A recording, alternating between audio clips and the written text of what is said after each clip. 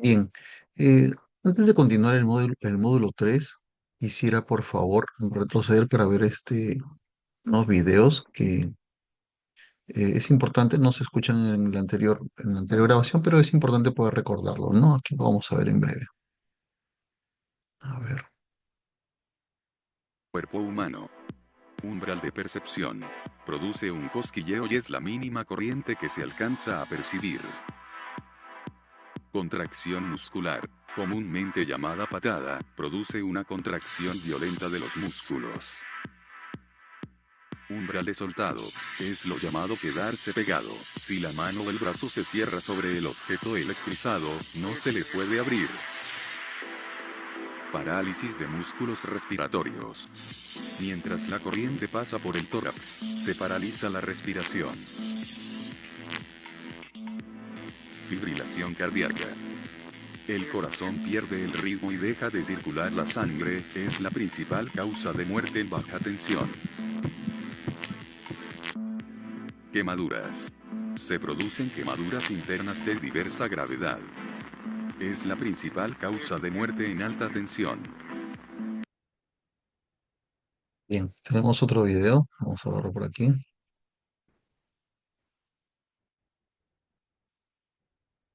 Cuando... ¿Qué tan potente es la electricidad? Hoy te explico qué es la potencia eléctrica en solo 40 segundos. La potencia eléctrica es la cantidad de energía que un dispositivo utiliza o entrega por segundo. Se mide en vatios y se calcula con potencia es igual a voltaje por intensidad. Imagina una rueda de agua. El voltaje es la fuerza del agua. La corriente es la cantidad de agua. La potencia es el trabajo total que realiza la rueda al girar. Una bombilla de 100 vatios conectada a 220 voltios consume 0.45 amperios de corriente. Ahora ya sabes qué es la potencia eléctrica. Dale like y sigue para más. ¿Por qué muchas personas no entienden lo que es la resistencia eléctrica? Es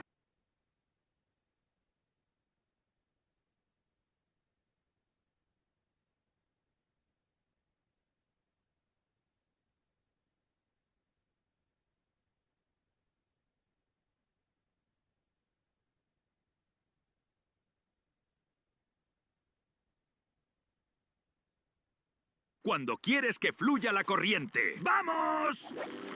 ¡Nel! Aquí hablamos de la ley de Ohm, ¿no? A ver, bien, ¿Qué tan...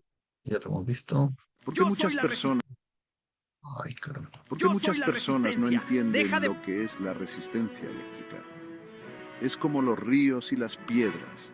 Imaginen un río. Si está limpio, el agua fluye suavemente como la electricidad en un cable de cobre. Pero si le tiramos algunas piedras, al agua le cuesta fluir. Eso es alta resistencia, como en una bombilla. Sin resistencia, la electricidad sería salvaje e incontrolable. Esa es la magia de la resistencia eléctrica. Bien, acá hay un pequeño Ponerme video. sin calcular mi valor. La forma correcta es usar la ley de Ohm antes de quemarme como tostada. Bien, ¿Qué tan teníamos potente? esos videos pendientes porque no se escucharon en la grabación anterior. En ello vamos a continuar Cuerpo el humano. desarrollo del módulo número 3. Bien, aquí vamos a hablar sobre qué es un riesgo eléctrico, las principales consecuencias del riesgo eléctrico, factores que incrementan el riesgo eléctrico y los factores ambientales, ¿no? Es muy importante tener en cuenta estos detalles para la formación que estamos llevando, ¿no?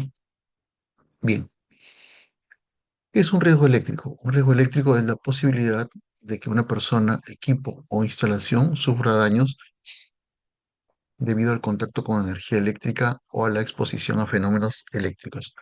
En palabras sencillas, siempre es la probabilidad de sufrir un accidente por causa de la electricidad.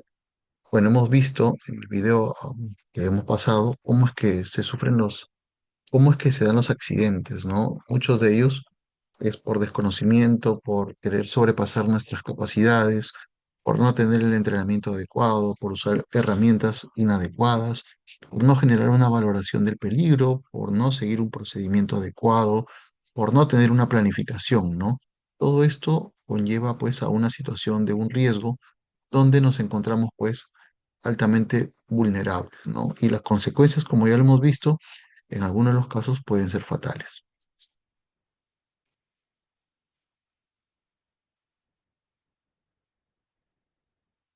Principales consecuencias del riesgo eléctrico. En las personas, bueno, el choque eléctrico, electrocución, quemaduras, caídas de altura, lesiones musculares, paro cardíaco y hasta la muerte, ¿no? Hemos visto ya lo que es el choque eléctrico, cómo es que ocurre, ¿no? Cómo es que impacta en nuestro organismo, ¿no? Hemos visto un video donde la electricidad pues genera algún tipo de contracción en los pulmones, por ejemplo, en el corazón, y esto impide que nosotros podamos respirar. Entonces, eh, ahí vamos a tener ya una consecuencia grave, ¿no? En algunos de los casos, pues no, la muerte. La electrocución, obviamente, somos un, somos un pase de energía, ¿no? Y al pasar esta energía, el corazón es uno de los más afectados y con ello también las consecuencias podrían ser muy graves, ¿no? Pero en la parte de quemaduras, hemos hablado que, por ejemplo, los arcos eléctricos, la misma descarga puede generar quemaduras y en este caso, la probabilidad de muerte por quemaduras es bastante alta, ¿no? Y hablamos de quemaduras de tercer grado. Un poquito para recordar y para que lo puedan tener presente, recordemos que la quemadura de primer grado solamente es enrojecimiento de la piel. Quemadura de segundo grado es cuando se forman las ampollas, ¿no? Y la quemadura de tercer grado, ya hablamos cuando se comprometen órganos y tejidos, ¿no? Es ahí donde tenemos la mayor incidencia de quemaduras cuando tenemos este tipo de situaciones. Ahora, las caídas de altura, ¿por qué se dan? Porque, bueno, una persona puede estar reparando en un espacio doméstico algún cable, alguna bombilla, algún foco, alguna conexión, y sencillamente al no tener el cuidado respectivo, al no haber realizado una inspección previa, entonces ocurren estas caídas, te electrocutas y te caes, ¿no? Entonces ocurre, por ejemplo, muy a menudo en lugares donde tienen, por ejemplo, lluvias. Luego de las lluvias, pues hay cables expuestos, cables que no tienen una condición adecuada, entonces al tratar de arreglar o topar o mover, sencillamente pues y estar energizados, pues causan la electrocución de las personas, estas sufren una caída y bueno, en algunos casos fallecen, ¿no? Lesiones musculares, ya hemos visto primero hay un tema de hormigueo, el paro cardíaco, ya lo hemos mencionado, y bueno, obviamente en todos está de forma latente, pues que pueda ocurrir la muerte, ¿no? Bien, en instalaciones, daño de equipos, cortocircuitos, incendios, explosiones e interrupción del servicio. Claro, claro que sí, ¿no? Ya se había hablado del ejemplo de este accidente, bueno, incidente, no llegó a mayores, sin embargo, como le dije, costó bastante dinero, ¿no? El daño a los equipos, claro que sí, ¿no? Las protecciones volaron, la producción paró, les comenté que eso no fue cargado al costo, de alguna forma considero yo porque quisieron ayudar, ¿no?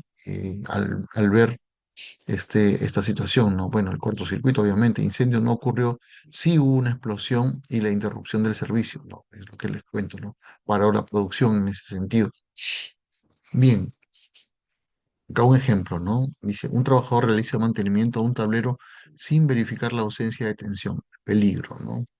Energía eléctrica presente, riesgo, contacto con partes energizadas y la consecuencia, pues un choque eléctrico o un arco eléctrico, ¿no? Entonces, no estamos siguiendo ahí un procedimiento, claramente estamos haciendo las cosas eh, porque sí, ¿no? Porque si tenemos un procedimiento, vamos a primero realizar una inspección, vamos a generar de repente ver que hay ausencia de energía, vamos a hacer mediciones, que no hay energía residual, se van a aplicar los bloqueos respectivos, ¿no?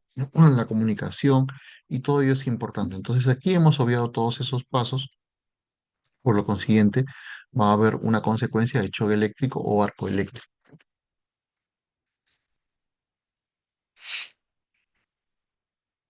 Dentro de los factores que estamos mencionando, la falta de capacitación, ¿no? Es justo lo que venimos diciendo y mencionando, desde el inicio, ¿no? No es porque yo ya tengo una capacitación, ya yo soy una persona muy experimentada, no. Tenemos que cada cierto tiempo nosotros volvernos a capacitar, volvernos a recertificar, porque es diferente el tipo de trabajo en la parte eléctrica. Tiene un riesgo latente siempre, ¿no? Más que cualquier otra actividad, ¿no? O de repente, esta actividad hay que tenerle bastante cuidado. No desmerecemos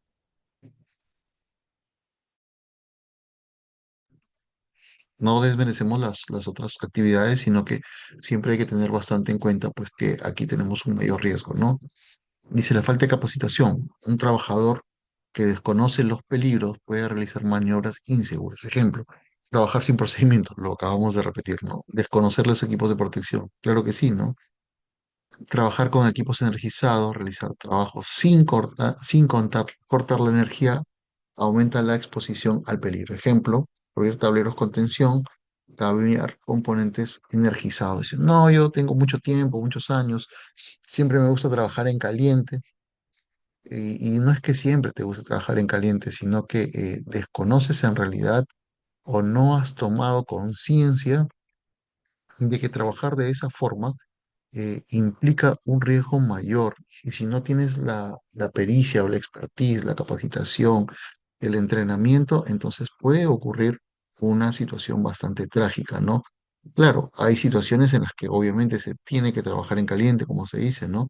Sin embargo, nosotros siempre tratamos de eliminar, sustituir este tipo de situaciones para poder realizar un trabajo de forma ordenada, organizada, planificada y siempre viendo la reducción del riesgo, ¿no? O quitándolo en sí, ¿no? Que situaciones como esa, pues obviamente nos ponen bastante vulnerables, ¿no? Y hablamos en líneas previas, trabajar sin procedimiento. Esto es algo que no debería ocurrir, no debería ocurrir nunca, porque eh, el personal técnico en la parte eléctrica es altamente capacitado, ¿no? Entonces no pueden saltar los procedimientos.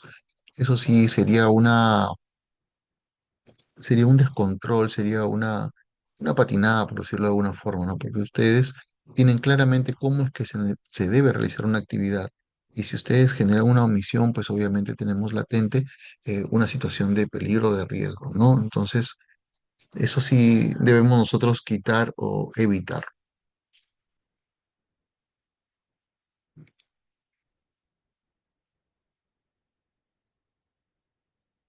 Falta de mantenimiento. Equipos deteriorados pueden generar fallas, claro que sí, ¿no? Eléctricas, por ejemplo, cables dañados, aislamiento deteriorado, conexiones flojas. Te había hablado en el ejemplo anterior, cuando, por ejemplo, existen las lluvias, hablando en la parte doméstica, claro está, ¿no? Pero aquí estamos hablando como que un poco más de industria, un poco más de espacios diferentes, ¿no? Cables dañados, aislamiento deteriorado, conexiones flojas, ¿no? Cada cierto tiempo hay que hacer una verificación para poder ver que las condiciones sean las mejores de nuestro equipamiento, ¿no? O las conexiones en sí, ¿no? Ahora, el uso incorrecto de herramientas, ese es un punto muy importante, ¿no?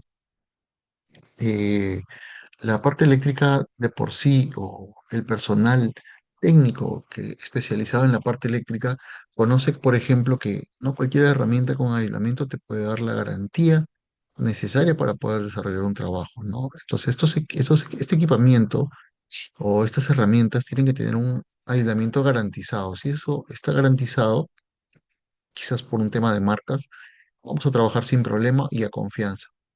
Pero si no es así, entonces vamos a tentar siempre, siempre a poder eh, tener una sobreexposición ante un riesgo latente, ¿no? Herramientas dañadas. Muchas de las veces esto ocurre porque estamos acostumbrados a utilizar una herramienta para, para algo que no está diseñada, ¿no? Entonces ahí estas herramientas se dañan. O le damos un mal uso a las herramientas, ¿no? Un mal uso. Por citar un ejemplo nada más, yendo un paralelo, ¿no? Cuando las personas, por ejemplo, usan una moladora, terminan de usarla, en algunos casos le sacan la guarda de seguridad, ¿no? Eso ocurre siempre. En otros casos termina la, el uso de una moladora y la tiran, porque eso es lo que ocurre muchas veces, la tiran al piso, la tiran a la caja de herramientas, la tiran. Y ese disco que tiene se puede, se puede fragmentar, o sea, se puede resquebrajar. Cuando ponemos en marcha nuevamente el equipo, cuando ponemos en marcha nuevamente el equipo, entonces a la alta rotación o velocidad de rotación que tiene y al imprimir la fuerza de contacto con algún elemento con el que vamos a hacer uso, este equipo, este sale volando en varias partes. Y esas partes que salen, digamos, disparadas pueden causarnos daño, ¿no? Entonces, nosotros mismos propiciamos a veces esas condiciones, ¿no? Eso es común a veces en algunos trabajadores y eso, como siempre lo digo, es algo que nosotros mismos debemos tener una cultura de corrección con respecto a ello, ¿no? Entonces, depende de nosotros básicamente esta parte, ¿ah? Porque ya el personal técnico es personal que o en algunos casos la empresa le brinda las herramientas, o en otros los casos ellos mismos ya por su connotación y capacidad, pues ven herramientas que les puedan servir y más que todo que les puedan servir, que los puedan cuidar, ¿no? Eso es algo importante. Uso de herramientas no adecuadas, ya habíamos hablado hace un momento, que justamente porque no son adecuadas, las usamos para otro fin, para otra actividad, pues sí terminan dañándose, ¿no? Falta de equipo de protección personal adecuado. El trabajador queda expuesto directamente al peligro. Ejemplo, sin guantes eléctricos, sin protección facial y sin un casco adecuado. Pero ya esto es un tema personal, ¿no? O sea, si tú conoces, por ejemplo, un procedimiento, o si tú planificas y te das cuenta que no tienes los equipos de protección que es indispensable para ciertas actividades, entonces no realizas el trabajo porque sabes que te vas a sobreexponer, ¿no? Y es una sobreexposición innecesaria. ¿Qué? Porque deben de responder primero con respecto a los equipos de protección personal necesarios para poder generar una actividad segura, ¿no? Entonces, aquí bastante, bastante tino, bastante importancia a esta parte.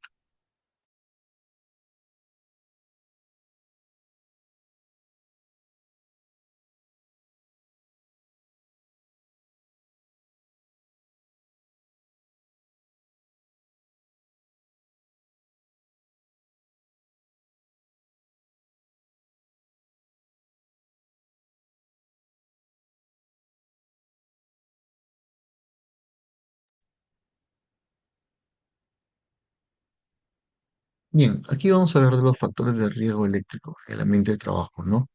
La humedad y el agua, ¿no? ¿Cuántas veces los trabajadores, cuántas veces, por ejemplo, he visto, ¿no? Están eh, realizando un picado, ¿no? Un picado de una losa. Entonces, para que no se levante el polvo, mojan, humedecen, ¿no? Y el interruptor de la conexión está nadando sobre el agua.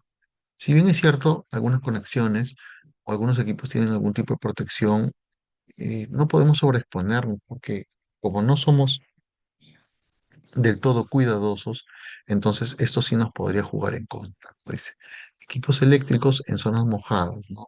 El agua reduce la resistencia del cuerpo y vamos a tener la corriente que obviamente va a pasar y nos va a causar daño, ¿no?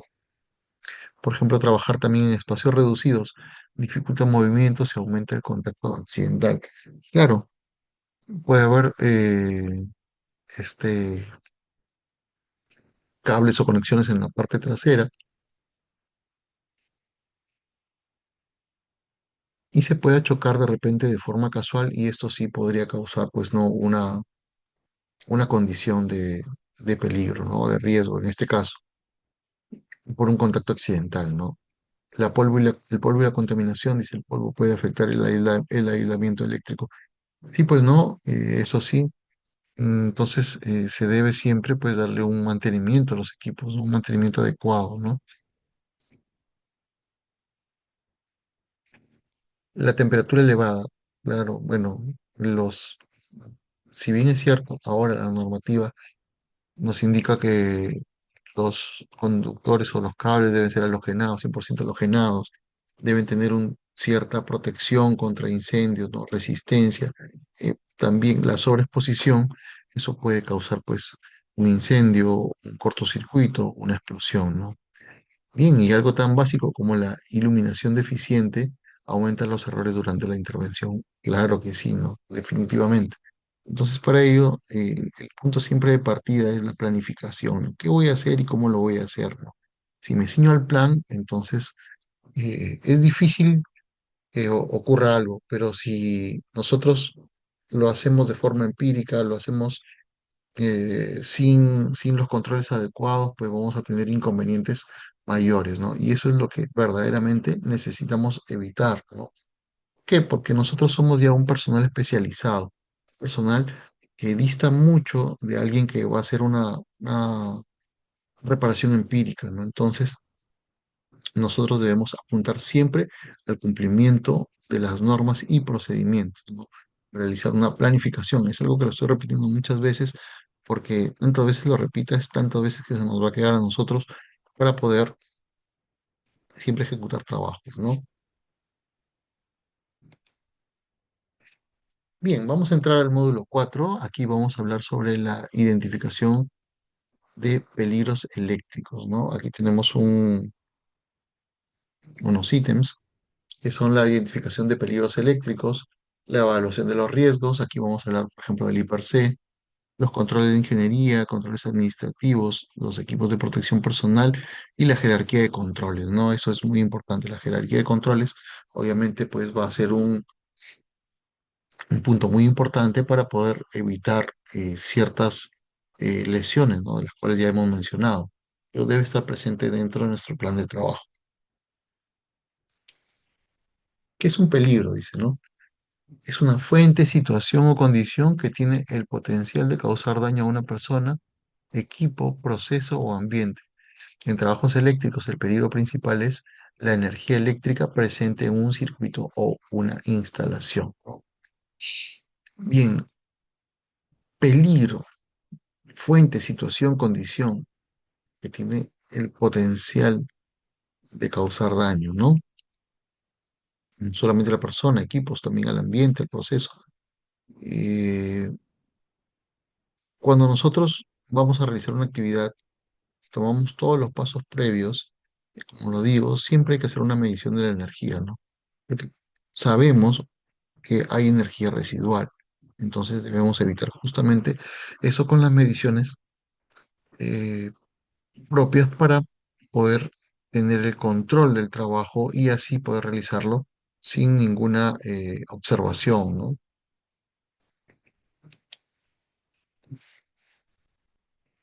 ¿Qué es identificar el peligro?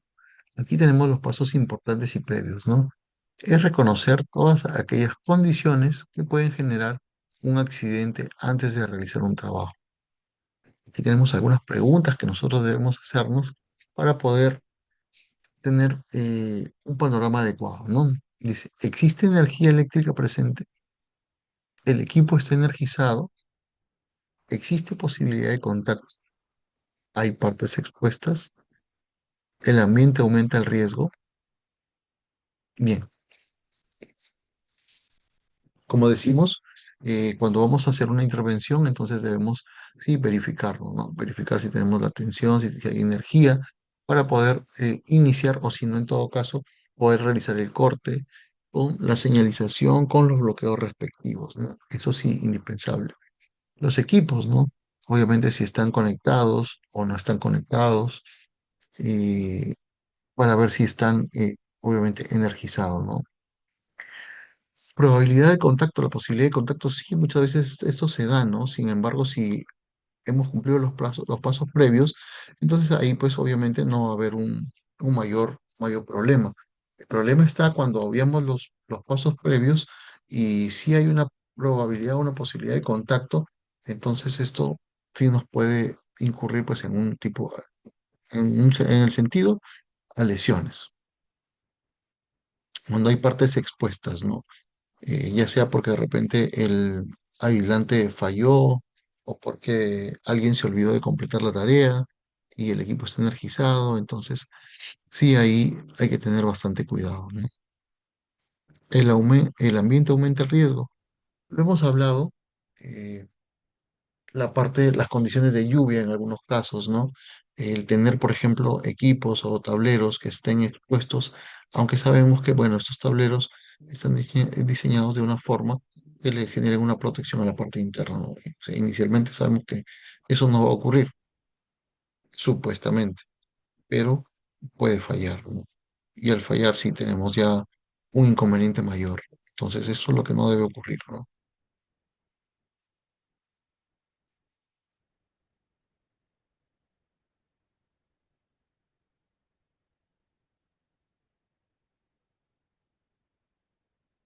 Y vamos a hablar de los principales peligros eléctricos, ¿no? Bien, tenemos tres espacios, ¿no? Lo que es el peligro, los ejemplos y el riesgo principal, ¿no? Partes energizadas, energizadas y expuestas. Tenemos aquí, por ejemplo, un panel eléctrico, un cable, bornes. ¿Y cuál va a ser el riesgo, no? Contacto directo o un choque eléctrico, ¿no? Energía almacenada, esto puede ser en baterías, ¿no? Como se ve, por ejemplo, aquí en el ejemplo, ¿no? Los capacitores, las baterías, los UPS, ellos son los que guardan energía, ¿no? Van a permitir que los equipos sigan operando si tenemos una desconexión, ¿no? Y esto es automático la conexión. Pero hay que tener en cuenta, pues, ¿no? Que obviamente si tiene un mal cuidado, entonces sí podemos tener el riesgo de que ocurra, pues, una situación mayor, ¿no? El arco eléctrico. Como ejemplo, podemos poner el cortocircuito entre dos puntos, el fallo, cuando falla el aislamiento, ¿no? Entonces, muy cotidiano, ¿no? Y con respecto a las consecuencias en el riesgo, podemos tener pues quemaduras, explosión y lesiones bastante graves, ¿no? Ya hemos indicado también que el alto índice de muertes por accidentes en la parte eléctrica son por explosiones, ¿no? Por quemaduras. Entonces, mucho ojo en esta parte, ¿no? Equipos con falla eléctrica, ¿no? Los motores, tenemos atornilladores, cables o cables de alimentación o alimentadores, ¿no? El contacto directo, pues aquí podemos tener lesiones bastante graves si no tenemos en cuenta lo que verdaderamente debe ocurrir, ¿no? Bien, también podemos indicar ambientes peligrosos, ¿no? Y aquí justamente sale el agua nuevamente, ¿no? Los factores pueden ser espacios confinados, el agua mismo, eh, que un panel sufra algún tipo de daño y entonces esto aumenta la gravedad del riesgo. Y esto es bastante claro, ¿no? Trabajar de repente a ciegas, como se dice, no a ciegas de cero visibilidad, ¿no? Sino a ciegas sin saber cómo hacerlo, eso sí, aumenta notablemente la probabilidad del riesgo, ¿no? La gravedad en sí, porque obviamente el trabajador se va a lesionar, se va a accidentar, le va a pasar algo. Y ahí tenemos complicaciones, ¿no? Complicaciones bastante críticas, quizá podría decir.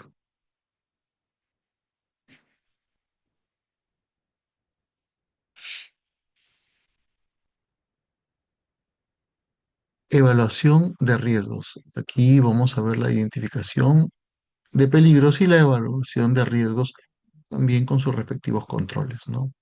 ¿Qué es el hiper? ¿Qué significa? Es lo que ya he mencionado, identificación de peligros, evaluación de riesgos y controles.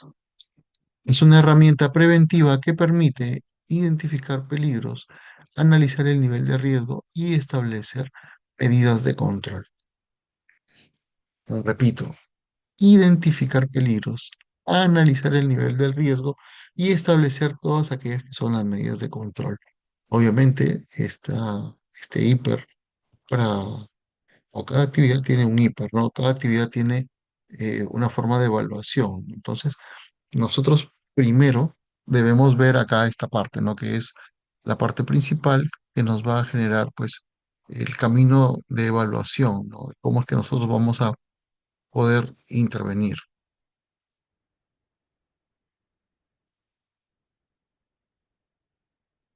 ¿Por qué realizar un hiper? Porque permite evitar accidentes, porque nos permite planificar trabajos seguros, porque vamos a definir los controles necesarios y vamos a proteger siempre al trabajador, ¿no? Se busca en realidad proteger al trabajador. Sin embargo, pues muchas de las veces no lo realizamos a conciencia o no se realiza o sencillamente desconocemos, ¿no? Entonces, si nosotros hacemos una buena valoración, vamos a evitar accidentes necesariamente. Si nosotros realizamos una planificación de trabajo, vamos a poder ver todo aquello que nos pueda faltar o todo aquello que sea necesario para poder generar una intervención y poder tener un espacio de trabajo completamente adecuado. Pero ¿qué pasa si de repente no se definen los controles necesarios? No se tienen en cuenta. Si no, hay que hacerlo. Entonces, ese hay que hacerlo viene de la orden directa de alguien, ¿no? Entonces, esa persona tiene que estar también relacionada con los pasos que nosotros vamos a realizar, ¿no? Básicamente es la planificación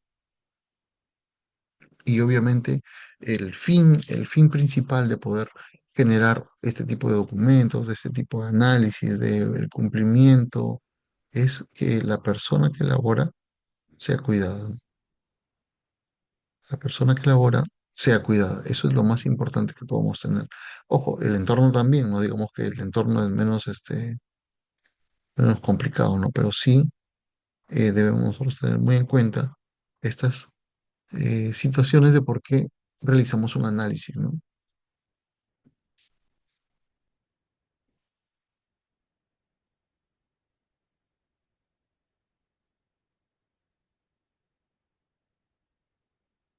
Bien, aquí vamos a hablar sobre los pasos del libro. Y el paso número uno es identificar la actividad, ¿no? ¿Cuál va a ser? Se me ocurre eh, peinado de circuitos en bandeja.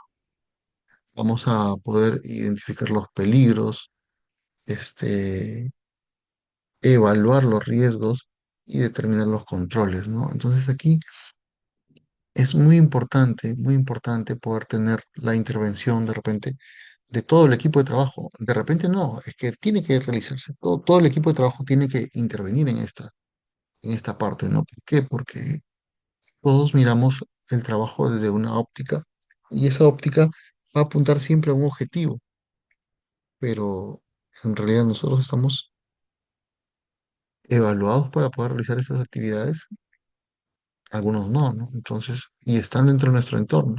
Entonces, puedo decir que todos debemos tener la capacidad de realizar las actividades y trabajo, pero a la vez esto nos obliga a poder también conocer los conocimientos propios de ciertas actividades, ¿no?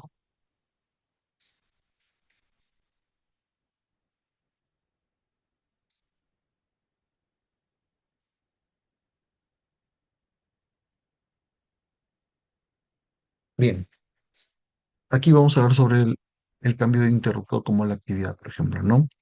El peligro va a ser la energía, el riesgo, pues la electrocución, ¿no? La consecuencia, bueno, que estás electrocutado. ¿Y cuál es la medida de control? La desenergización y el uso de los candados, ¿no? Ay, más loto, ¿no? Entonces, si cumplimos esta parte, vamos a evitar, obviamente, algún tipo de lesión. Pero si saltamos los pasos, entonces ahí el problema. Veamos otro. El trabajo en tablero, ¿no? Aquí un arco eléctrico, el riesgo, bueno, puede producirnos quemaduras, podemos tener lesiones graves. ¿Y cuáles son las medidas de control? La medida de control en este caso, pues, es el uso adecuado de los equipos de protección personal, ¿no? Tenemos el uniforme, los guantes eléctricos, la careta, todos aquellos que bueno, son o deben ser diseñados específicamente para este tipo de trabajo, o adquirir los que son específicos para este tipo de trabajo. ¿Por qué? Porque hay eh, pasos que muchas veces se saltan, ¿no? Y eso no debe ocurrir.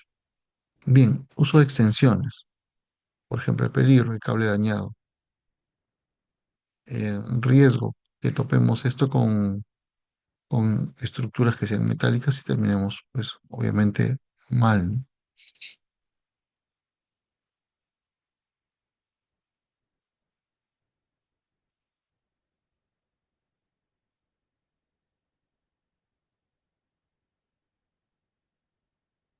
Aquí vamos a ver un poco los controles de ingeniería, que dice son las modificaciones físicas o técnicas que eliminan o reducen el peligro directamente en la fuente. Son los controles que más efectivos pues, de la eliminación del peligro, ¿no? Bien, sí.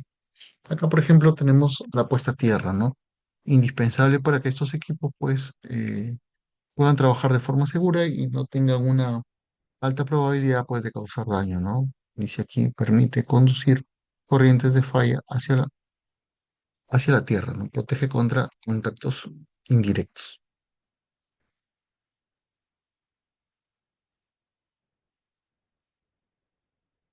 Interruptor diferencial.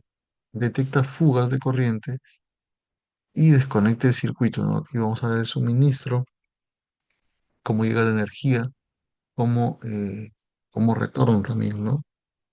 Entonces ahí hay que tener bastante detalle con ello, ¿no? Bien, barreras encubiertas. Hay un sinfín de barreras que se pueden utilizar, ¿no? Por ejemplo, en los tableros se le llama mandil, ¿no? Que eso aísla la parte interna y evita tener una sobreexposición nuestra, ¿no? Pero recordemos que nadie puede ampliar los tableros si obviamente no tienen ninguna, si más bien nos genera una ayuda muy, muy buena, ¿no? Entonces aquí, como sistema de bloqueo, pues los candados, ¿no? Dispositivo Loto, ¿no? Y un mantenimiento preventivo sería ideal, por ejemplo, para evitar las fallas por deterioro de equipos, ¿no? Eso sí, el mantenimiento preventivo es algo que nos va a mantener siempre con las cosas en orden, ¿no? Entonces eso sí hay que tener bastante cuidado. Y la parte de seguridad, obviamente, es algo que ve esta baraja de posibilidades que sencillamente, pues, si lo sigues oportunamente, no vas a tener ningún tipo de dificultad. Si no estás familiarizado y no conoces cómo es que debes realizar las cosas, entonces ahí es el problema. Debemos nosotros tener quizás una incidencia mayor en que se cumpla toda esta parte, pero entendemos que el equipo de trabajo es un equipo también multidisciplinario, es un equipo que está consolidado o en todo caso es un equipo donde todos manejan cómo es que se debe desarrollar los trabajos, ¿no? Entonces, sí, bastante cuidado con esta parte.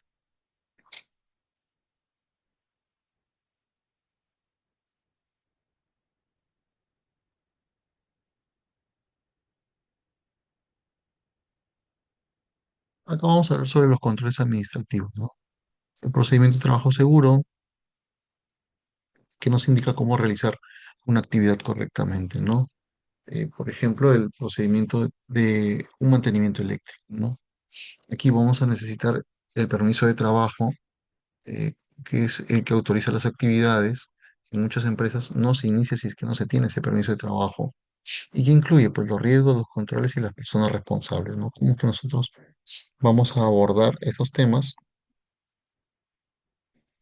y podemos realizar una actividad, digamos que cotidiana, ¿no? Bien,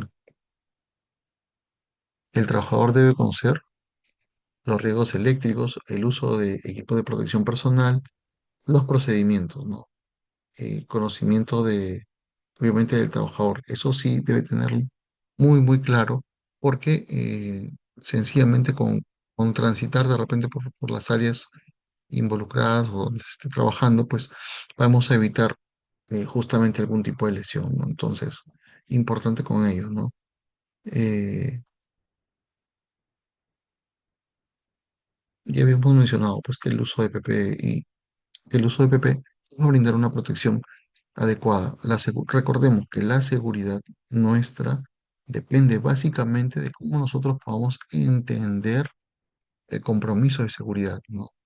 Ahora, ¿qué es lo que vamos a tornar de forma adicional, ¿no? Inspecciones, por ejemplo, la verificación de los equipos y herramientas que coinciden las condiciones del área, ¿no? Entonces ahí vemos a un trabajador realizando una inspección, ¿no? Eso es muy, muy importante.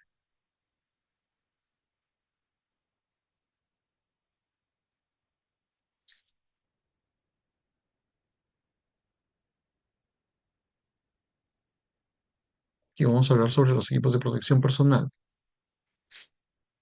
Para este tipo de actividad, pues obviamente son equipos completamente diferentes, ¿no? El casco tiene que ser, bueno, uno adecuado, que resista golpes y también que tenga un medio comprobado que se pueda utilizar en la parte eléctrica, ¿no?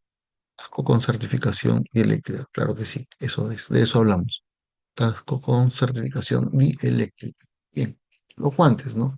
Obviamente los guantes nos protegen de las manos contra corriente eléctrica, ¿no? Esos deben tener certificación, deben inspeccionarse antes del uso.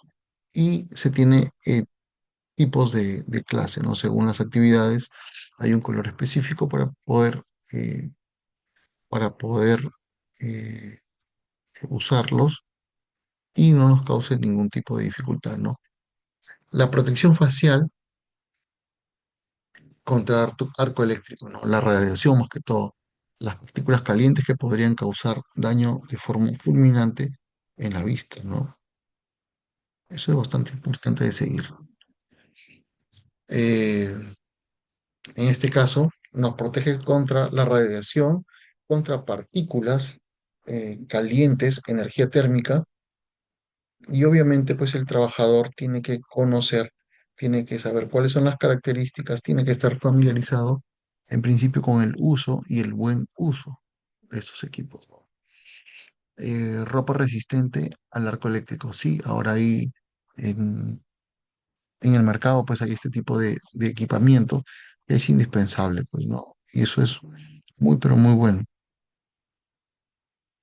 Aquí vamos a reducir las lesiones por calor generado durante un arco eléctrico, ¿no? El arco eléctrico y el calor extremo. Calzado y eléctrica y herramientas aisladas. Ambos son factores determinantes e importantes, ¿no? Calzado y eléctrico reduce el riesgo de conducción eléctrica hacia la tierra. Las herramientas, alicates, destornilladores, llaves, obviamente deben tener la protección adecuada. Que, que si no se cumple esto, entonces vamos a tener, sí, ciertas dificultades. Entonces apuntamos siempre a poder cumplir, ¿no? Apuntamos a eso siempre.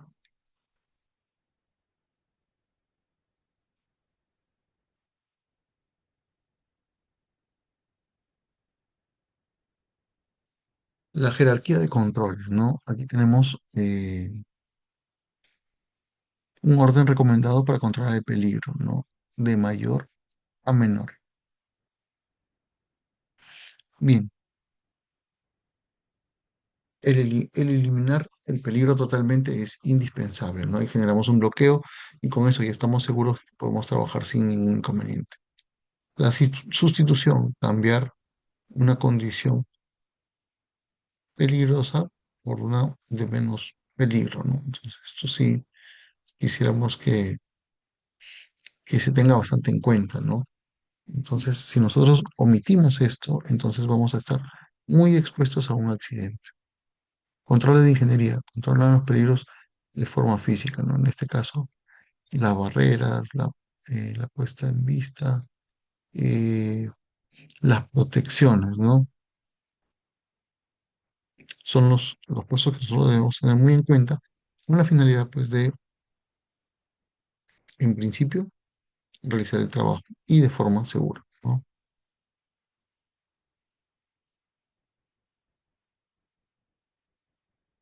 Controles administrativos. Controlan mediante organización y procedimientos, ¿no? Ahí vemos los procedimientos, las capacitaciones y los permisos. Lo que debe hacer una persona luego de evaluación, obviamente, es a la par o tener esta jerarquía de controles, ¿no? ¿Cómo es que vamos a avanzar? ¿Cómo es que vamos a realizar la actividad? Y los equipos de protección personal que están, bueno, en la última, están como número 5. Entonces estos sí tienen que ser equipos verdaderamente eléctricos, ¿no? No puede ser cualquier operador, operario, ¿no? Sino sí eh, debemos tener en cuenta que una persona que está capacitada va a poder hacer una selección adecuada de los mismos, ¿no? Tanto guantes, casco de protección eh, facial, auditiva, ¿no? Los lentes o la clase de los guantes, entonces. Eso sí es muy importante.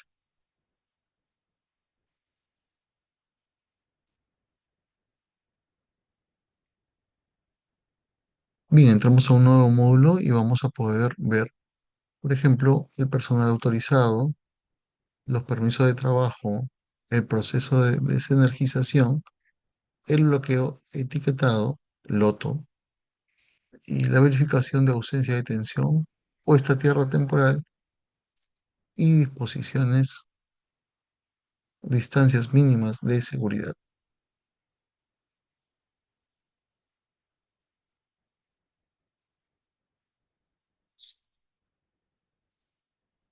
Bien, objetivo del módulo.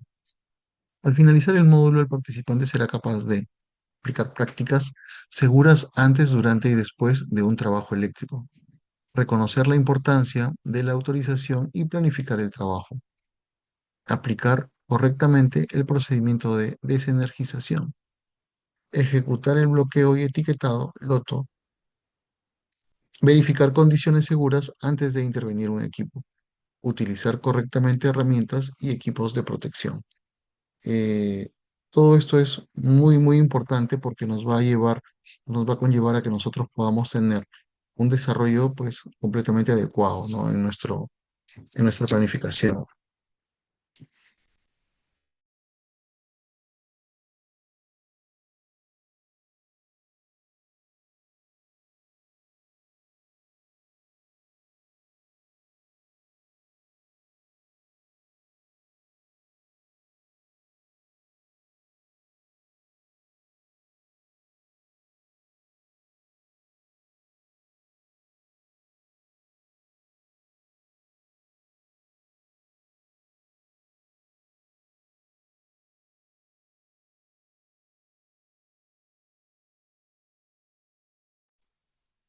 Vamos a hablar sobre el personal autorizado, ¿no? El personal autorizado es aquel que trabaja, es aquel trabajador que cuenta con la formación, entrenamiento y experiencia y autorización formal para realizar trabajos eléctricos, ¿no? Un trabajador autorizado debe conocer los riesgos eléctricos, el procedimiento de trabajo seguro, el uso correcto de los equipos de protección personal, los controles de ingeniería, el control de energías peligrosas y la respuesta ante emergencias. Esto es muy importante, ¿no? Eso es bastante importante y hasta diría yo que en en la parte en la parte del trabajo que ustedes realizan, también es algo bastante cotidiano, por decirlo de alguna forma. No debería ser algo extraño o no debería ser algo que de repente por ahí nos cause sorpresa, pero un trabajador que cuente con con la experiencia, pues obviamente esto es, para él va a ser muy sencillo, ¿no? ¿Por qué? Porque va a primar para él que el procedimiento de trabajo implique un uso adecuado de equipo de protección personal, por ejemplo, ¿no? O que se realicen los controles de energías peligrosas. Esto es bastante importante, ¿no? Pero si no ocurre, entonces sí, ahí estamos bastante complicados con respecto a eso. Ahora, el plan de respuesta a emergencia es algo que sí se necesita conocer y es algo que es manejado de forma a detalle, ¿no? Minuciosa, porque no es como atender de repente una caída, ¿no? Aquí estamos hablando pues ya obviamente de intervención en casos de electrocución, de arco eléctrico, ¿no? Son completamente diferentes. Y lo que nosotros debemos hacer pues obviamente es estar involucrado al 100% con con todos estos ítems, ¿no? Es lo esencial, lo indicado, lo recomendado.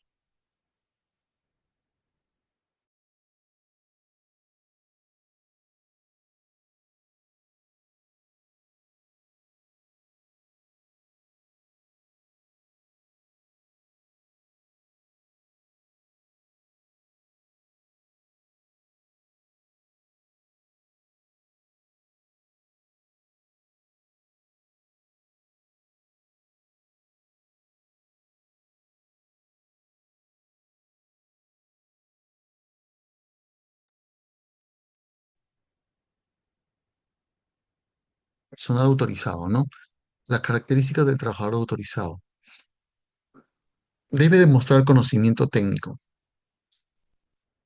Claro que sí, ¿no? Una persona que conoce, obviamente va a poder disipar cualquier pregunta que se le pueda realizar, ¿no?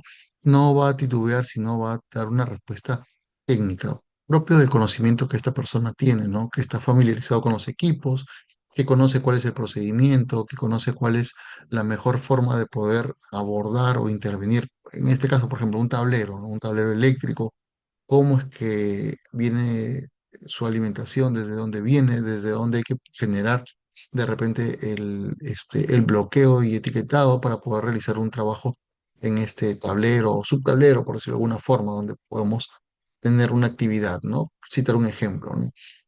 Capacidad para identificar peligros, claro que sí, ¿no? Una persona que conoce, una persona que ha evaluado, una persona que es consciente del trabajo, entonces siempre va a preguntar, oye, ¿y dónde están los equipos de protección personal? ¿O falta este accesorio? ¿Por qué no tenemos este equipamiento? No, pero hazlo, no, es que no, no puedo hacerlo. Si no tengo, no, no puedo hacerlo, ¿no? Y algunas personas eh, piensan que no es necesario, ¿no? Y en realidad sí es indispensable, indispensable, ¿no?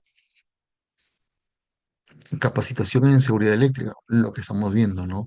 Capacidad para identificar peligros, razonable esta parte, ¿no? Capacidad para identificar peligros, ¿no? Entonces, es ahí donde nosotros debemos sacar ventaja, ¿no? Nuestra capacidad es diferente, ¿no? Cuando estamos de repente en la implementación de no sé, se me ocurre pues de una tienda, de un local, dentro de un centro comercial, ¿no? Entonces ahí sí tenemos personal, por ejemplo, altamente capacitado, capaz, identifica peligros, riesgos, ¿no? Son personas que usan siempre su equipo de protección personal porque conocen que el riesgo ahí es mucho mayor, ¿no? Y entonces no deberíamos tener algún tipo de situación. Sin embargo, pues siempre hay la contraparte, ¿no? Dice personal no autorizado no debe abrir tableros eléctricos, manipular circuitos, realizar reparaciones eléctricas, intervenir equipos energizados. No debería hacer eso, pero sin embargo, si lo hacen, ¿no? Si lo hacen, no, rapidito nada más, ¿no? Y no es que sea rapidito nada más, es que verdaderamente conozcas, ¿no? Porque si no conoces, intuitivamente podrás realizar algo, pero no va a ser algo que sea de forma provisional, ¿no? Entonces ahí sí te pediría que puedas tener muy en cuenta cada uno de estos ítems, ¿no? Esto nos va a conllevar siempre, siempre a tener un trabajo, a desarrollar un trabajo completamente seguro, pero va a depender de nosotros, ¿no? Va a depender de nosotros, va a depender de quién esté realizando el trabajo o a quienes hemos enviado, ¿no? A hacer el trabajo.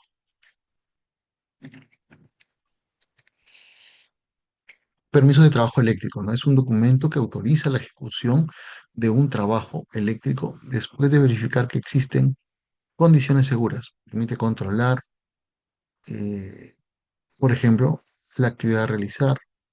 Vamos a identificar los riesgos, vamos a aplicar controles y vamos a ver quiénes son los responsables, ¿no? Del trabajo. Cuando se requiere, por ejemplo, ¿no? Para trabajar como mantenimiento eléctrico, para la intervención de tableros, eh, trabajos en media o alta tensión y trabajos cerca partes energizadas, ¿no? Entonces, cuando realizamos un mantenimiento, obviamente esto está programado, esto está bajo una programación en el mejor de los casos, ¿no?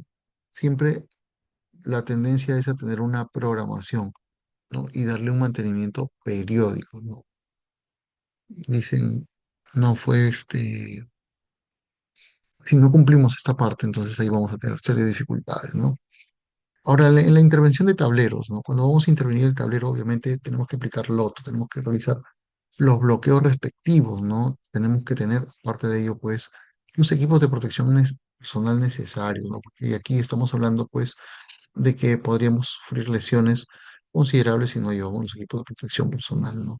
Y siempre, siempre salta, pues, la, la, el mensaje, ¿no? Tengo años haciéndolo, no me ha pasado nada, ¿no? Y vuelvo o replico eso, lo que no ha pasado en años puede pasar en segundos. trabajos en medio o alta tensión, sí, pues ahí es en subestaciones, cuando se acoplan, ¿no? O tenemos estas condiciones, ¿no? Trabajo cerca de partes energizadas. A veces los equipos no son aterrados, a veces los equipos están deteriorados y por ahí tienen alguna fuga de energía, ¿no? Entonces, en la parte industrial, por ejemplo, no es que van a cortarle la energía a todo, ¿no? Porque la energía va a estar abocada a diferentes procesos y es por eso que de repente no se puedan desenergizar ciertos equipos. Pero si nosotros vemos que estos equipos presentan algún tipo de falla o se encuentran defectuosos, pues lo primero que se tiene que hacer, pues obviamente es realizar una planificación, hacer los bloqueos respectivos y evitar que los equipos se encuentren, pues obviamente, energizados y puedan causar daño a la persona, ¿no? Eso sí, es una premisa que nosotros debemos tener bastante claro. Procedimiento de desenergización.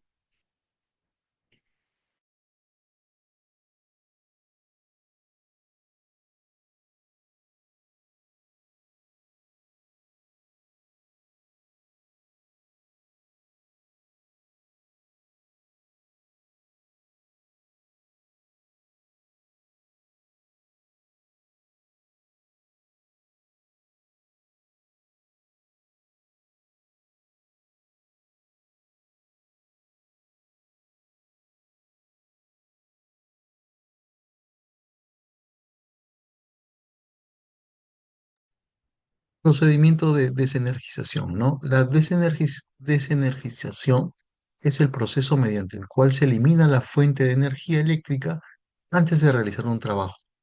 El objetivo principal es evitar que el trabajador tenga contacto con energía peligrosa. Muy importante eso, ¿no? Entonces, para poder realizar esta desenergización, como objetivo principal es evitar que un trabajador pues tenga un contacto, ¿no? Y esto pueda causarle daño, obviamente, ¿no? Es parte del procedimiento, busca siempre la protección hacia los trabajadores, ¿no? Primero los trabajadores y después los equipos, máquinas, instalaciones, medio ambiente, ¿no? Porque lo principal es aquí el trabajador.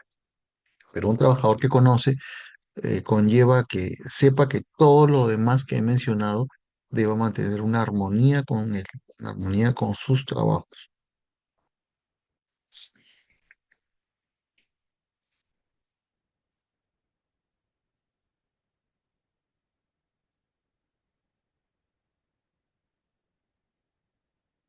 Bien, acá tenemos los pasos que debemos tener para poder realizar una desenergización. Entonces, en principio la planificación, ¿no?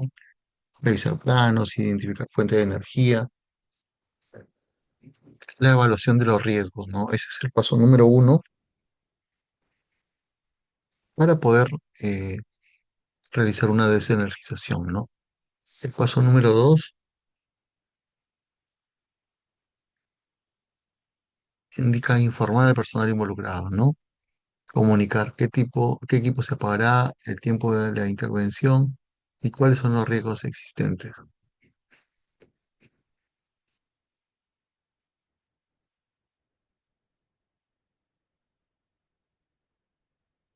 Vamos a proceder a desconectar la energía. Se va a abrir interruptores, seccionadores y dispositivos de corte. Se va a cortar la energía, ¿no? Eh, Luego vamos a verificar la ausencia de tensión, ¿no? Confirmar que no existe energía residual, ¿no? Esto es muy importante, ¿no? Bueno, en realidad todos los pasos son importantes, sino que tenemos una connotación mayor que porque ahí ya en sí estamos cumpliendo el paso que se debe tener para poner una actividad segura. No vamos a decir que los pasos previos no sean importantes, no, porque esto funciona como una cadena, o sea, funcionan todos, no es uno por separado. Eso sí tengamos bastante en cuenta. Y el último paso pues, es realizar el trabajo, ya cuando hemos bloqueado, ya cuando hemos realizado las mediciones respectivas, ya podemos realizar el trabajo. Y si solo después de confirmar las condiciones seguras vamos a poder realizar el trabajo, ¿no? Y eso es, sí, el objetivo al cual queremos llegar. Para ello nos estamos preparando, para eso es una planificación, porque este trabajo puede conllevar, pues, a veces minutos, a veces horas, a veces días, ¿no? Entonces requiere siempre una planificación bastante fina, más aún si es en la parte eléctrica. Ahora, va a depender también de si es algo doméstico, si es una industria, si es de repente alguna zona comercial, ¿no? Entonces, según eso, obviamente se va a realizar una programación.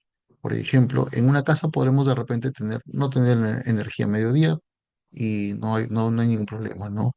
Pero si estamos hablando de repente de centros comerciales o centros industriales, entonces ahí cambia, y obviamente pues el personal es diferente, ¿no? Tiene mayor conocimiento de las cosas y eso sí, sí, es verdaderamente importante.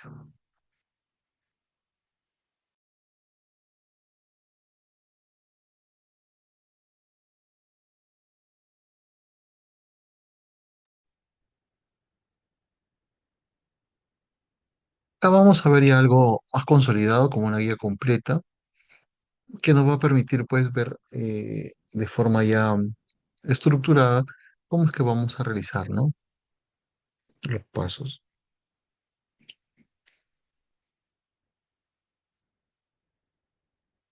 Como elemento uno tenemos los candados que impide físicamente operar el equipo, ¿no? Número dos, tenemos la tarjeta de identificación. Indica quién, cuándo y por qué se bloquea. Como tercer elemento, tenemos los dispositivos de bloqueo. Por ejemplo, bloquear interruptores, ¿no? Ejemplo, bloquear válvulas, ¿no? Que también puede ser. Loto y su definición y objetivo, ¿no? Lockout, tag out. Estos son procedimientos que evitan la desenergización accidental o la energización accidental de un equipo mientras se realiza mantenimiento, ¿no? Es lo que suele ocurrir siempre, ¿no? Vamos a realizar un trabajo, ¿ok? Vamos a bloquear el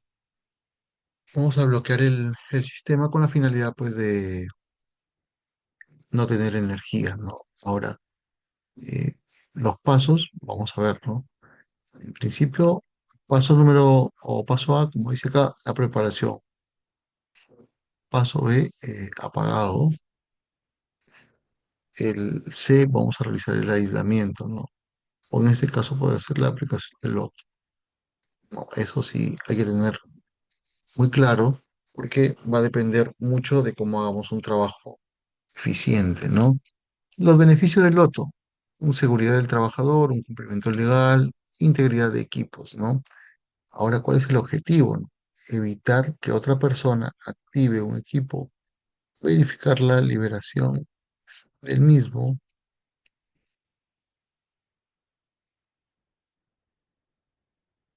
para poder evitar todo tipo de accidentes, ¿no? Entonces, muy importante cómo es que nosotros debemos tener en cuenta para poder generar algún tipo de bloqueo, para poder generar una condición segura y poder realizar siempre las actividades con el menor riesgo posible, ¿no? Bueno, hace poco les mencioné que esta parte genera mucha importancia y el conocimiento del uso verdaderamente es lo que marca la diferencia, ¿no? Entonces, un equipo bloqueado, obviamente, nadie lo puede tocar, ¿no? Entonces, ahí nosotros tenemos que tener bastante incidencia en poder realizar, pues, un bloqueo correcto, ¿no? Eso nos va a permitir la seguridad de realizar las actividades sin mayor consecuencia, ¿no? Entonces, ténganlo muy en cuenta porque esto es algo que no podemos pasar por alto debido a que compromete directamente nuestra integridad.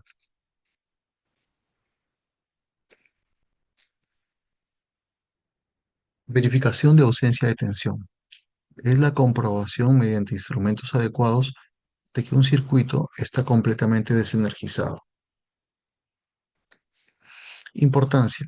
Nunca debe asumir que el interruptor está apagado, entonces no hay energía. Puede existir, error de conexión, error de retorno, fallas del sistema. Entonces, eso siempre, ¿no? Siempre, siempre, siempre dice, el interruptor está apagado, entonces no hay energía. Puede existir error de conexión, energía de retorno y falla del sistema. Entonces nosotros debemos siempre generar una verificación profesional, ¿no? Una verificación que no solamente sea la observación, sino tenemos ciertos equipos que nos pueden dar ese soporte de forma inmediata.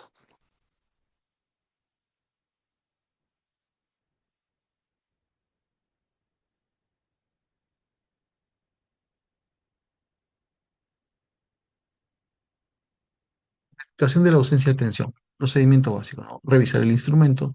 ¿Qué quiere decir? Que el equipo debe estar adecuado para la tensión en buen estado, calibrado en este caso, ¿no? Eso es indispensable. Probar el detector, confirmar el funcionamiento. Entonces, esto aquí se acerca a un cable energizado, pues obviamente y se pone, y obviamente pues vamos a saber si es que hay o no hay energía, ¿no? Medir el circuito, o vamos a ver aquí medir para ver si queda el tema de eh, una condición que se nos haya pasado y que no lo tengamos en cuenta, ¿no? Volver a probar el instrumento, confirmar que continúa operativo, ¿no? Eso sí es los pasos que nosotros debemos seguir, los procedimientos básicos, ¿no? Instrumentos en su revisión, probar el equipo, medir el circuito y volver a probar el instrumento, ¿no? Es importante.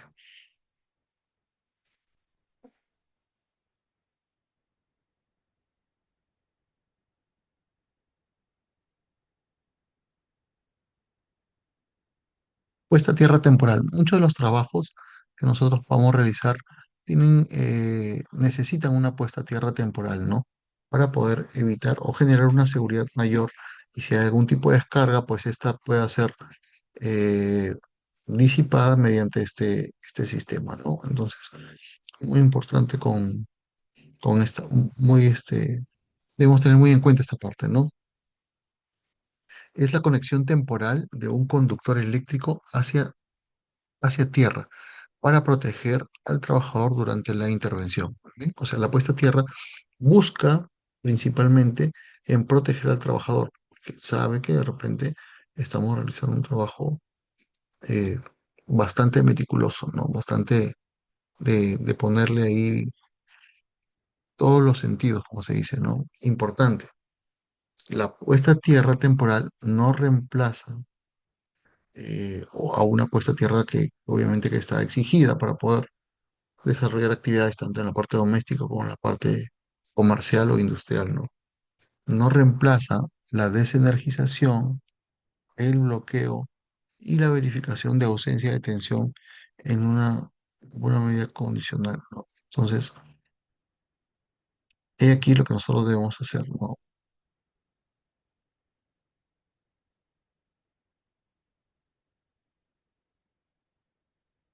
Tenemos claro entonces todo lo que tiene que ver con respecto a la puesta a tierra. Distancias mínimas de seguridad. Aquí sí también hay que recordarlo y tenerlo bastante en cuenta, ¿no? Las distancias que debe mantener una persona, herramienta o equipo respecto a partes energizadas para evitar contacto o arco eléctrico. Factores que determinan la distancia, el nivel de tensión, las condiciones del ambiente, tipo de movilidad, perdón, tipo de trabajo y la posibilidad de movimiento, ¿no?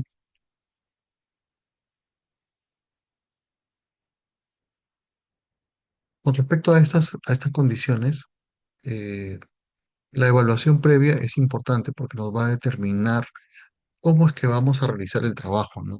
En la parte de nivel de tensión.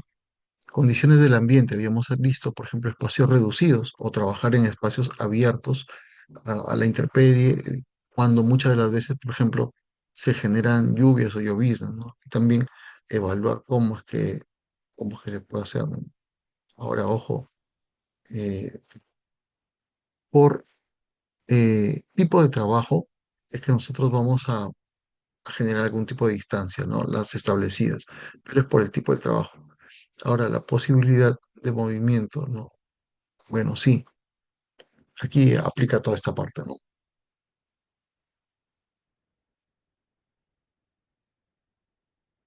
Bien, vamos a hablar sobre el módulo 7. Aquí vamos a hablar sobre los equipos de protección personal, su clasificación. Vamos a hablar sobre los guantes dieléctricos, el casco dieléctrico, la protección facial contra arco eléctrico, calzado dieléctrico y la ropa resistente al arco eléctrico. Inspección y mantenimiento de equipo de protección personal.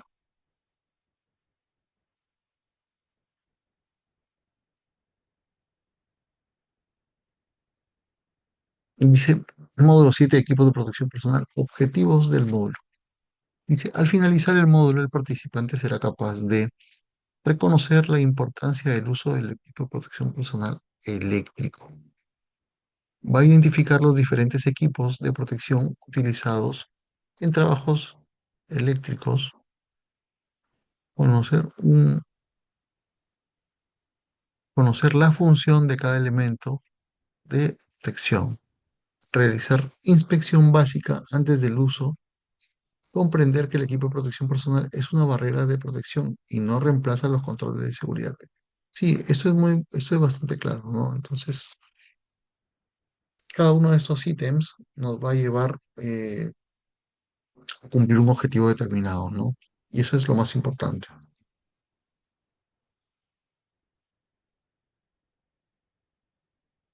¿Qué es un equipo de protección personal? Es un elemento diseñado para proteger al trabajador frente a peligros que puedan causar lesiones durante la ejecución de una actividad. En trabajos eléctricos, el equipo de protección personal tiene como objetivo reducir la exposición a choque eléctrico, eléctrico, quemaduras, protección de partículas y contactos accidentales, ¿no? Entonces, eh, cada componente que tiene el equipo de protección personal es indispensable y cumple una función insustituible, ¿no? Dices, no, en vez de careta yo me pongo lentes. No, el procedimiento indica careta y tú debes usar careta. No, pero es que los trabajadores en realidad buscan excusa para todo, absolutamente para todo.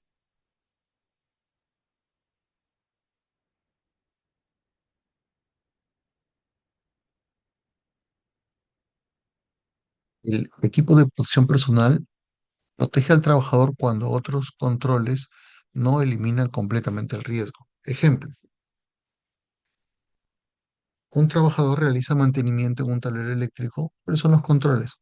La desenergización, obviamente, del equipo, la aplicación del loto, obviamente, los candados, la señalización, verificar la ausencia de tensión, siempre lo he dicho, por la energía residual que podamos tener, y, verificar la ausencia de tensión, ¿no? Ese es un paso que no podemos nosotros obviar, ¿no? Eso sí, indispensable. Usar los equipos de protección personal eléctrico, claro que sí, ¿no? O sea, el trabajo requiere la evaluación. Al evaluar, nosotros vamos a saber qué equipos vamos a llevar. Ahora, por procedimiento, nosotros debemos aplicar siempre todos estos puntos, ¿no?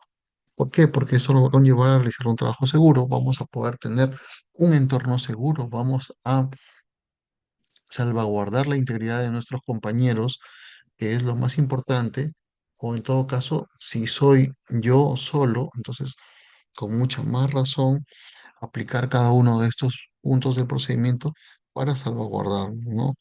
Que recordemos que no es ideal estar solo en una máquina, siempre tiene que haber dos personas. Pero bueno, ya está, entonces nosotros debemos ceñirnos a cómo es que eh, vamos a darle la importancia respectiva en los controles para poder desarrollar actividades bastante productivas.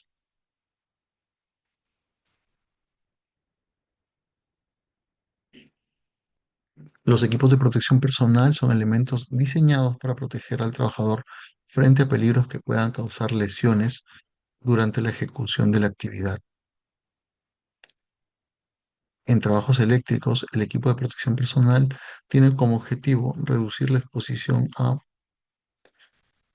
choque eléctrico, arco eléctrico, quemaduras, proyección de partículas y contactos accidentales, ¿no? Entonces, aquí vamos a ver algunas definiciones, ¿no? Para la parte de la cabeza, por ejemplo, el casco es dieléctrico, ¿no? Pico dieléctrico.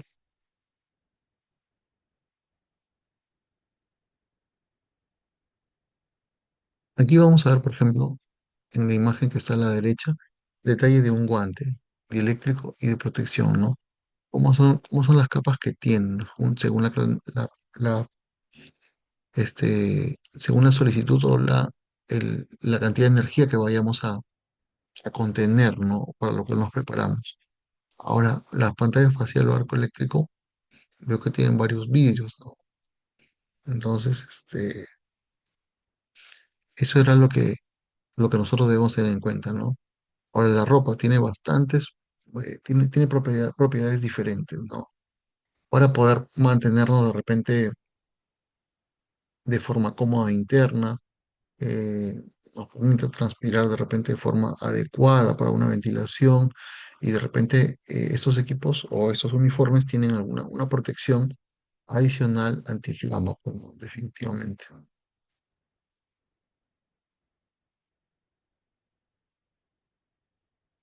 Los equipos de protección personal específicos para trabajos eléctricos evitan la electrocución y lesiones por el arco eléctrico, ¿no?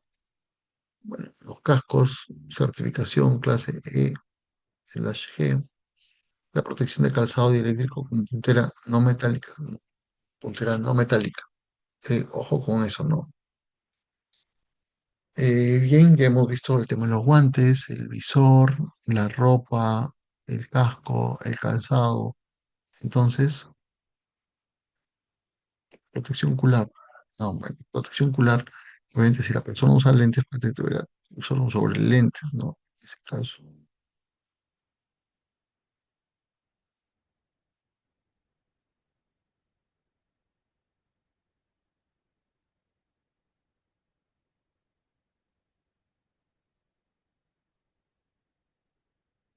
Bien, acá por ejemplo tenemos una guía de los guantes, ¿no? Acá tenemos la clase cero, por ejemplo, ¿no? Su nivel de protección, de 500 a 750 voltios, por ejemplo, ¿no? Eh, extra flexible para bajo voltaje, ¿no? Tiene un espesor, material es el caucho natural, sintético, ergonómico, claro que sí, porque necesitamos el nivel de ergonomía para poder realizar las labores, ¿no? Entonces, ahí hay que tener bastante claro también la ergonomía, ¿no? No solamente en el aspecto de los guantes, sino en todos.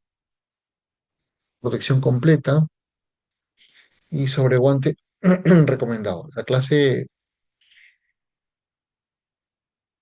tipo uno, la clase cero tipo 2, entonces resistente al ozono, una resistencia máxima de 1000 a 1500 voltios, color rojo, es flexible, bajo voltaje, ¿no? Acá tenemos la clase uno. La clase uno va de 7500 voltios a 11250. El color es blanco. El color es blanco. Aquí tenemos el tema de los colores, ¿no? Un espesor mediano. Vamos a ver la tensión. El material sigue siendo caucho, ergonómico y protección completamente garantizada, ¿no? Bien, vamos a hablar de la clase 2. Clase 2 tipo uno, tipo 2.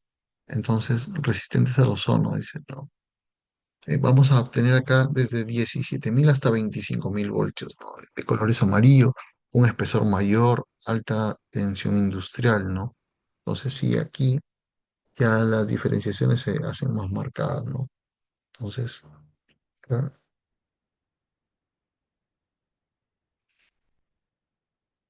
bien, la clase 3. Aquí estamos hablando de 26.500 voltios a 39.750 voltios, ¿no? Aquí podemos decir que el color es de color verde, de alta, de alta para alta tensión, una rigidez mecánica, obviamente, por el espesor. El material, bueno, va a ser caucho y una protección complementaria tener sobre guantes, ¿no? Ahora vamos a hablar de la clase 4 tipo 2 resistente al ozono, que ya son para trabajos entre 36.000 voltios hasta 54.000 voltios, ¿no? El color es naranja para tensión bastante alta, ¿no? Entonces, teniendo claro este cuadro, podemos decir lo siguiente, ¿no? Que sus características en el sistema de protección, el guante interior va a conllevar, pues, tener un guante linchor, una, un guante que va a usarse con la finalidad de mejorar la condición o la maniobrabilidad, ¿no? Entonces, ¿qué debemos hacer siempre con respecto a los guantes, ¿no? Generar una inspección visual antes del uso, ¿no? Importante, ¿no? Prueba de inflado, bien. Deben generar también ustedes un tipo de simulacros, ¿no? Simulacros que puedan eh, conllevar, pues, a una inspección rápida de todos estos equipos y poder determinar cuáles son los principales para poder usarlos en diferentes tipos de actividades, ¿no? Entonces, esto ya va a ser una clasificación adecuada que vamos a tener o que van a tener con la finalidad de saber cuáles son las características, las bondades de los mismos, saber identificar los colores, cuáles son sus rangos de trabajo, cuándo se puede decir que van a trabajar de forma óptica o qué pasó porque de repente ya no están, digo yo, en palabras generales. Pero eso es lo que hay que tener nosotros en cuenta, ¿no? Bastante importante. Módulo 8. Aquí vamos a hablar de la ley 29783, Ley de Seguridad y Salud en el Trabajo, ¿no? El reglamento de la ley, el Decreto Supremo número 005-2012 TR y sus modificatorias, el Código Nacional de Electricidad, la utilización de la misma, el reglamento también de edificaciones, en la parte de instalaciones eléctricas cuando correspondan, ¿no? Y las normas técnicas aplicables, las responsabilidades del empleador y del trabajador. Eso es bastante importante, ¿no? Aquí todos tenemos una responsabilidad compartida, pero necesitamos lógicamente pues que todos estemos involucrados en esto. Al finalizar el módulo, el participante será capaz de conocer las principales normas que regulan la seguridad eléctrica, identificar las responsabilidades del empleador y trabajador, comprender la importancia del cumplimiento legal en trabajos eléctricos, aplicar los requisitos normativos para evitar los accidentes eléctricos. Bien, un segundo, por favor.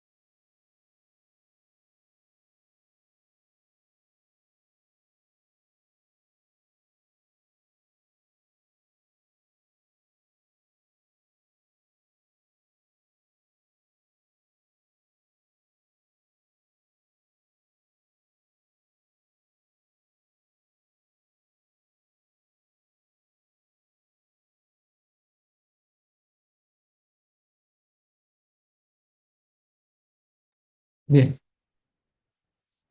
objetivo del módulo, ¿no? Al finalizar el módulo, el participante será capaz de conocer principales normas que regulan la seguridad eléctrica, identificar las responsabilidades del empleador y trabajador, comprender la importancia del cumplimiento legal en trabajos eléctricos y aplicar los requisitos normativos para prevenir accidentes eléctricos.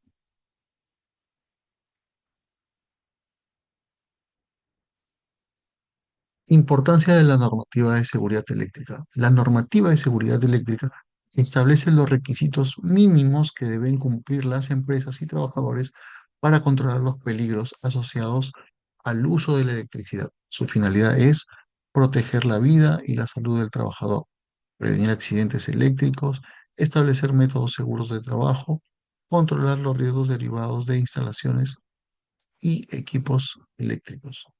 La electricidad puede generar accidentes graves, por ello los trabajadores eléctricos deben realizar, deben realizarse bajo procedimientos establecidos y personal competente. Ya esto lo hemos venido repitiendo a lo largo de la capacitación, de que el personal obviamente tiene que ser competente, ¿no? Si no es competente, pues ahí vamos a tener serias dificultades y no es la idea.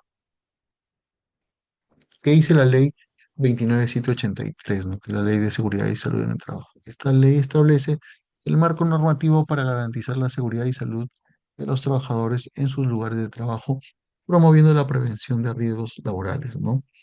Ahora tenemos la resolución ministerial 111-2013 del Ministerio de Energía y Minas, el RECESATE, ¿no? Es el reglamento que complementa la ley y establece medidas específicas para la seguridad y la salud en el trabajo con electricidad, orientados a proteger a los trabajadores que intervienen en sistemas eléctricos. Muy importante. ¿Qué es el Código Nacional de Electricidad, no? Este regula la instalación y operación de sistemas eléctricos en el Perú, asegurando que se realicen de manera segura, ¿no? Obviamente basado en normativas y procedimientos, ¿no? Utilización de la Resolución Ministerial 037. Establece las reglas para instalaciones seguras en edificios industriales y viviendas. El suministro de la Resolución Ministerial 214-2011, ¿no? Regula las condiciones de seguridad para líneas de alta tensión y redes de distribución eléctrica.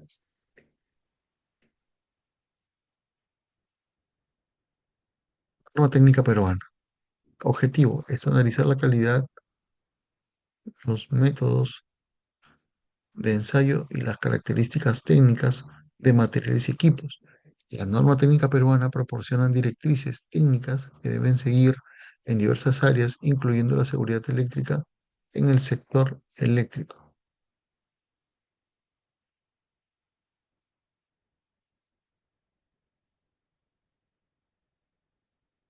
La norma técnica también define detalles específicos como la resistencia y colores de los conductores.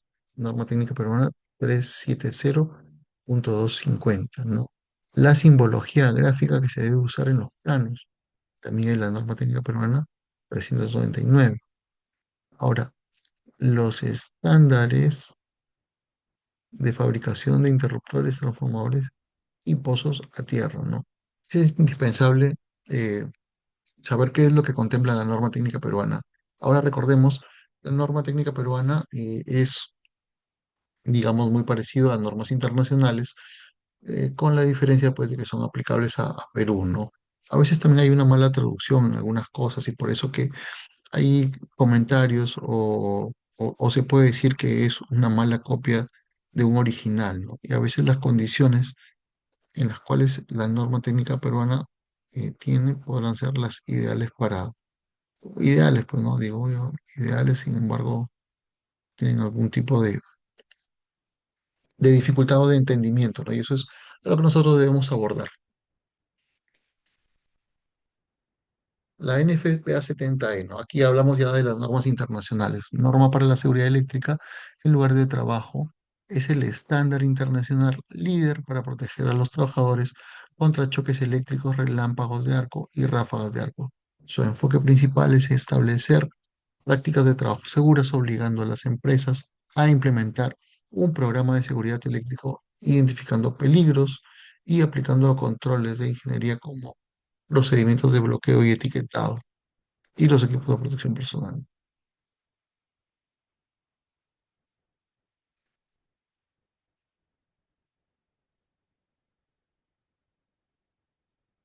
NFPA 70, ¿no? National Electric Code, Código Nacional de Electricidad. conocido universalmente como el National Electrical Code, o NEC. Es el estándar referente para el diseño, instalación e inspección eléctrica segura en entornos residenciales, comerciales e industriales. Aunque tiene su origen en Estados Unidos, es adoptado en numerosos países debido a su rigor técnico.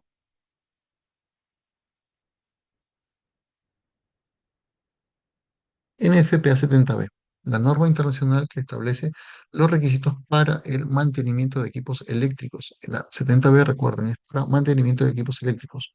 Su objetivo principal es garantizar la confiabilidad de los sistemas y la seguridad de los trabajadores al prevenir fallas catastróficas.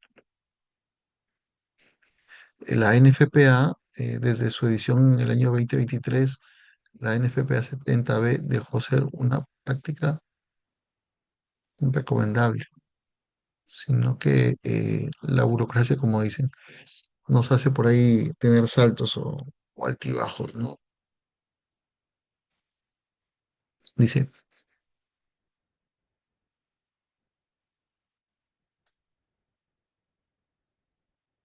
es un estándar obligatorio hoy en la actualidad, lo que exige a las empresas, pues, una implementación de programas de mantenimiento y documentados de forma rigurosa. Eso es, en realidad es como proteger tu empresa, ¿no? Es como saber proteger tu empresa. Si aplicas todo esto, entonces vas a proteger tu empresa, tu integridad, tus trabajadores. Pero si no cumples, obviamente vas a tener problemas siempre. Análisis de riesgo del arco flash, ¿no? Estas fronteras se dividen en dos categorías principales, riesgo de choque y riesgo de arco, ¿no? Aquí vamos a hablar del tema de distancias, ¿no? La frontera de protección contra un arco flash boundary, es la distancia más externa donde la energía incidente de una falla alcanza las 1,2 calorías por centímetro cuadrado. A esta distancia, una persona sin protección podría sufrir quemaduras de segundo grado. Ya habíamos hablado que esto puede ser de ampollas, ¿no? El límite de aproximación limitada es la distancia mínima a la que se puede acercar el personal no calificado. Solo pueden cruzarla si están supervisados por alguien calificado y usan el equipo básico. Ahora vamos a hablar sobre el límite de aproximación restringida, situada más cerca al equipo, solo puede ser cruzada por personal calificado que utilice técnicas de trabajo, contención y equipo de protección personal adecuado, obviamente, ¿no? Tanto para el choque como para arco. Entonces, ya aquí estamos hablando de lo más próximo, ¿no? La norma NFPA 70E define fronteras para proteger a los trabajadores de los peligros eléctricos. Hoy te mostraremos cada una de ellas. La frontera de relámpago de arco. Es el límite de aproximación a una distancia desde la fuente potencial de un arco, dentro de la cual la energía incidente es igual a 1,2 calorías por centímetro cuadrado o 5 joule por centímetro cuadrado. Frontera de aproximación limitada. Es un límite de aproximación a una distancia desde un conductor expuesto o parte del circuito energizado dentro de la cual existe el peligro de choque eléctrico. Frontera de aproximación restringida. Es un límite de aproximación a una distancia desde un conductor expuesto o parte del circuito energizado, dentro de la cual aumenta la probabilidad de choque eléctrico debido al arco voltaico, combinado con movimientos inadvertidos. Para cruzar la frontera de aproximación restringida y entrar en el espacio restringido, las personas calificadas deben cumplir con los siguientes criterios. 1. Según sea aplicable, tener un permiso de trabajo eléctrico energizado autorizado por la gerencia. 2. Utilizar equipo de protección personal con valor de resistencia adecuado para los niveles de tensión y energía involucrados. 3. Minimizar la probabilidad de contacto corporal con conductores y partes de circuitos energizados expuestos debido a movimientos involuntarios, manteniendo la mayor parte posible del cuerpo fuera del espacio restringido, y utilizando en ese espacio solo partes del cuerpo protegidas como sea necesario para ejecutar el trabajo. 4. Utilizar equipos y herramientas aisladas. Para que una persona traspase la frontera de aproximación limitada y entre en el espacio limitado, dicha persona debe cumplir con los siguientes criterios. 1. Estar calificado para desempeñar el trabajo o tarea. 2. Ser capaz de identificar los peligros y riesgos asociados con la tarea que realiza. Las personas no calificadas están seguras cuando mantienen una distancia desde los conductores y partes de circuitos energizados expuestos, incluyendo el objeto conductor más largo que se esté manipulando, de tal manera que ellos no puedan tener contacto o entrar en la distancia de aislamiento de aire especificada para los conductores o partes de circuitos eléctricos energizados. La frontera de protección auditiva es la distancia del trabajador a la que existe una probabilidad del 1% de daño en el oído debido a una onda de choque de 20 kilopascales. Por ejemplo, si tienes un capacitor con una capacitancia de 20 faradios y una diferencia de potencial de 100 voltios, la energía almacenada sería 100.000 joules. Por tal motivo, aplicando la fórmula de ruptura del tímpano, la distancia de frontera de protección auditiva sería de 224 centímetros aproximadamente. La frontera de protección pulmonar es la distancia del trabajador a la que existe una probabilidad del 1% de daño pulmonar debido a una onda de choque de 70 kilopascales.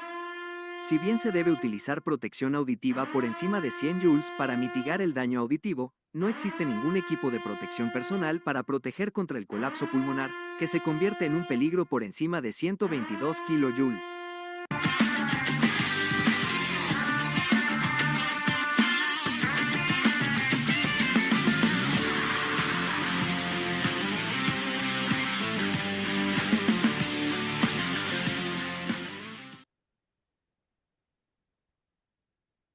Bien, aquí tenemos un cuadro sobre la legislación y la normativa de seguridad eléctrica nacional e internacional, ¿no?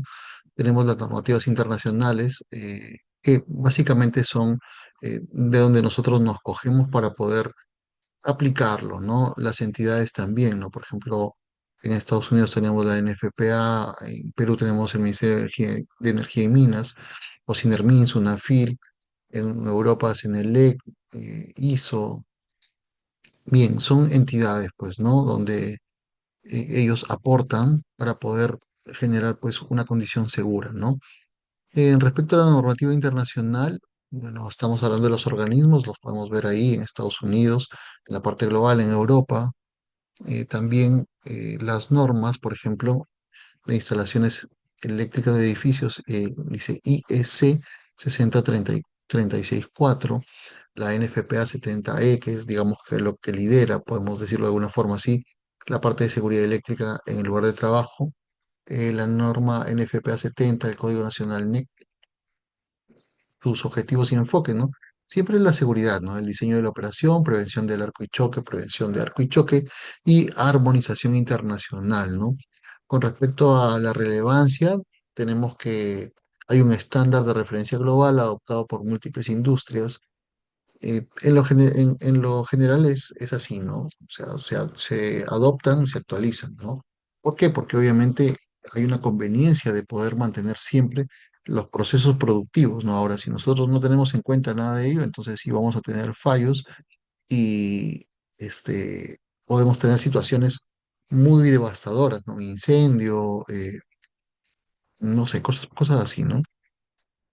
En Perú, bueno, en ámbito Perú tenemos el Ministerio de Energía y Minas, o SINERMIN, el Ministerio de los ministerios, ¿no? Bien, acá ha regulado la Ley 29.183, que es la parte de seguridad, la Resolución Ministerial 111/2013, que es la que regula la parte de seguridad eléctrica, el Código Nacional de Electricidad, para la utilización y suministro, los puntos claves y obligatorios, tenemos la responsabilidad, comité de seguridad, inspecciones periódicas, instalaciones conformes y las entidades, pues ya lo hemos mencionado, ¿no? Sinermin, Sunafil, Ministerio de Energía y Minas, ¿no? Las normas técnicas, aquí tenemos, por ejemplo, para instalaciones, para equipos de protección y trabajo de tensión, ¿no? Guantes, la normativa NFPA, los métodos de trabajo, ¿no? Y las características, bueno, aquí sí entra lo que es las pruebas de rigidez contra la resistencia de arcos, las clases o clasificación de los guantes, el tipo de ropa, si es para generar límites de aproximación, ¿no? Procesos clave y capacitación, bueno, la evaluación de riesgos, la capacitación y las auditorías. Recordemos que en la capacitación, en los cursos, siempre tenemos que recertificarnos, ¿no? A un cierto tiempo tenemos que llevar nuevamente para poder actualizarnos, porque muchos mucha normativa se actualiza o salen nuevas funciones que nosotros debemos tener muy en cuenta para poder desarrollar nuestro trabajo de forma segura, ¿no? Bien, eh, con este cuadro estamos concluyendo el curso. Espero que haya sido de su agrado.